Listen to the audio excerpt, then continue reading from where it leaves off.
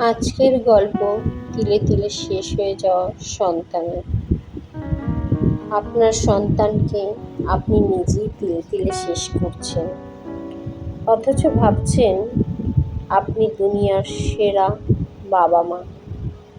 থামুন, লেখাটা পড়ে যদি আপনার গায়ে আগুন না লাগে তবে বুঝবেন আপনার বিবেকের মৃত্যু হয়েছে অনেক আগেই।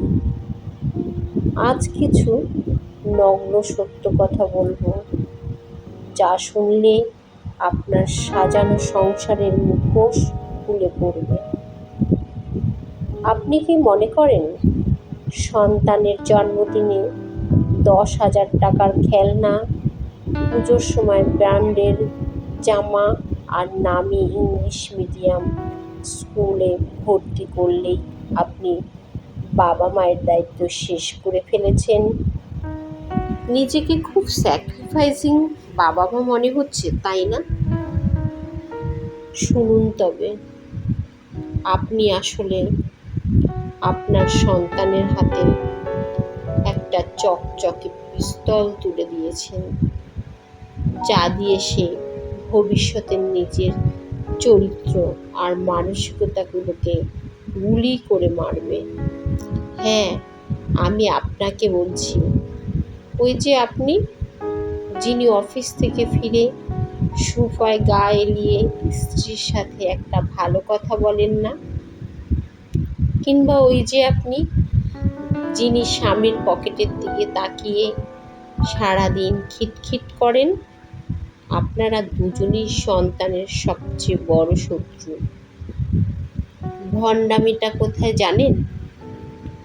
আপনারা ফেসবুকে হ্যাপি ফ্যামিলির ছবি দেন, বিবাহ বার্ষিকীতে একে অপরের উদ্দেশ্যে বিশাল কাব্য লেখেন, অথচ ঘরের 4 দেওয়ালের ভেতর আপনারা একে অপরের মুখও দেখতে চান না। আপনাদের এই ফেসবুকি প্রেম দেখে দুনিয়া হয়তো হাততালি দেয়, কিন্তু আপনার সন্তান, সে কোনায় দাঁড়িয়ে সব দেখছে। সে দেখছে তার বাবা তার মাকে সম্মান করে না। সে দেখছে তার মা তার বাবাকে অবজ্ঞা করে।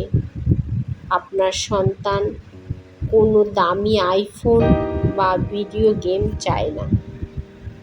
বিশ্বাস করুন, ওসব ওর কাছে আবর্জনা। ওর কাছে সবচেয়ে দামি উপহার হলো আপনাদের দুজনার ভালোবাসা। কিন্তু আপনারা কি দিচ্ছেন? চিৎকার, চেঁচামেচি, অপমান আর একে অপরকে ছোট করার এক জঘন্য প্রতিযোগিতা। আপনারা ভাবছেন দরজা বন্ধ করে ঝগড়া করছেন বলে সন্তান কিছু বুঝতে পারছে না। ভুল। বাচ্চার সিক্স সেন্স আপনার চেয়েও প্রখর। সে বাতাসের ভারী ভাব অনুভব করতে পারে। সে যখন দেখে বাবা মাকে গালি দিচ্ছে, কিংবা মা বাবার নামে বিষ উৎকাটছে, ঠিক সেই মুহূর্তেই তার কচি মস্তিষ্কের একটা ভয়াবহ মেসেজ সেট হয়ে যাচ্ছে। ভালোবাসা মানেই যুদ্ধ, বিয়ে মানেই অশান্তি। আপনারা সন্তানকে লক্ষ টাকা খরচ করে স্কুলে পাঠান ভদ্রলোক বানাতে, আর বাড়িতে আপনারা তাকে শেখান কিভাবে অমানুষ হতে হয়। সিলেবাসের বই তাকে যা শেখায় তার চেয়ে 1000 গুণ বেশি সে শেখে আপনাদের আচরণ দেখে। বাবা যদি মাকে সম্মান না করে, আপনার ছেলে শিখবে নারীদের উপর চড়াও হওয়ার পৌরুষ। মা যদি বাবাকে সারা দিন ছোট করে কথা বলে, আপনার মেয়ে শিখবে পুরুষ মানুষকে সম্মান করার কোনো প্রয়োজন নেই। ভবিষ্যতে যখন আপনার ছেলের ঘর ভাঙবে বা আপনার মেয়ে ডিপ্রেশনে ভুগে আত্মহত্যার পথ বেছে নেবে, তখন ভাগ্যকে দোষ দেবেন না। আয়নায় গিয়ে নিজের দিকে তাকাবেন। বীজটা আপনিই বুনেছিলেন। বাচ্চাদের মুখের দিকে তাকিয়ে সংসার করছি, এই ঢাহা মিথ্যা কথাটা বলা বন্ধ করুন। এটা আমাদের সমাজের সবচেয়ে বড় ভণ্ডামি।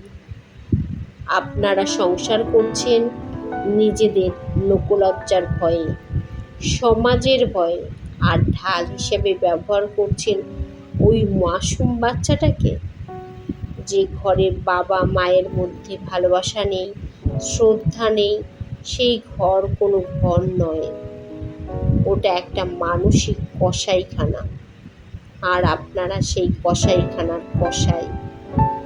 প্রতিদিন একটু একটু করে সন্তানের আত্মবিশ্বাস, তার নিরাপত্তাবোধ, তার ভালোবাসার ক্ষমতা কেটে টুকরো টুকরো করছেন।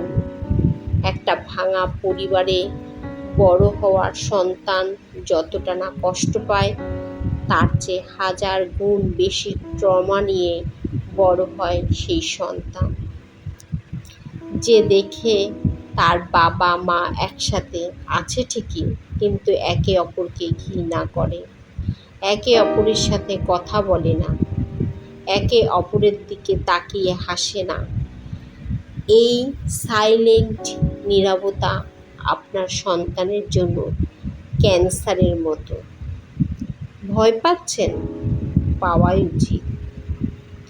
আজ আপনি ভাবছেন আমার সন্তান তো ঠিকই আছে, রেজাল্ট ভালো করছে।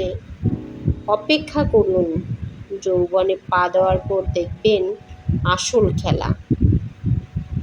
যে যখন রিলেশনশিপে জড়াবে সে ভায়োলেন্ট থাকবে, সে কাউকে ভালোবাসতে ভয় পাবে, অথবা ভালোবাসার নামে শোষণ করবে, কারণ সে তো সুস্থ সম্পর্ক কী জিনিস তা কোনোদিন দেখেনি।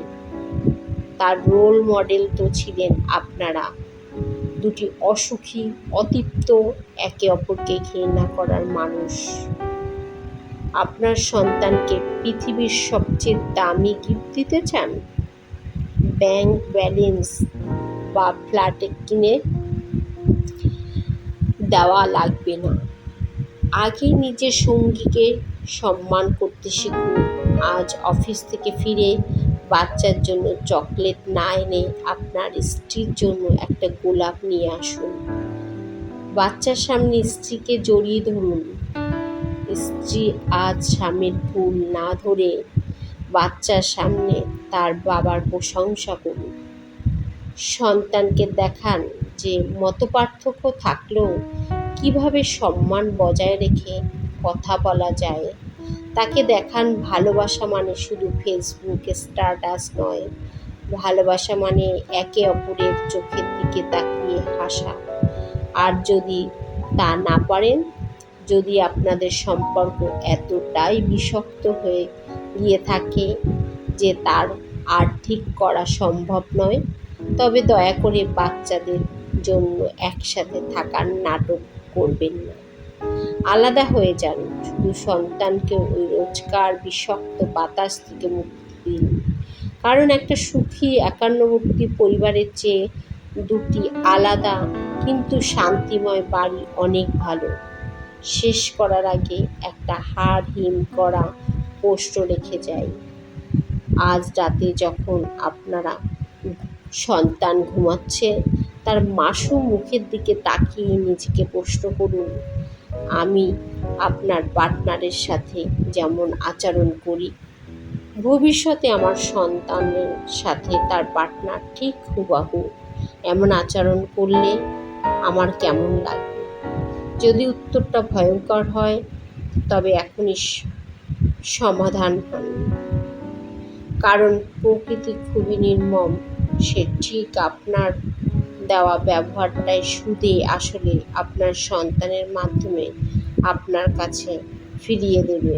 এখন সিদ্ধান্ত আপনার। আপনি কি সন্তানের জন্য একটা নরক বানিয়ে যাবেন, নাকি তাকে একটা ভালোবাসার স্বর্গ উপহার দেবেন? যাদের গায়ে লাগলো বুঝবেন সমস্যাটা আপনাদেরই। লেখা ফেসবুক থেকে সংগৃহীত।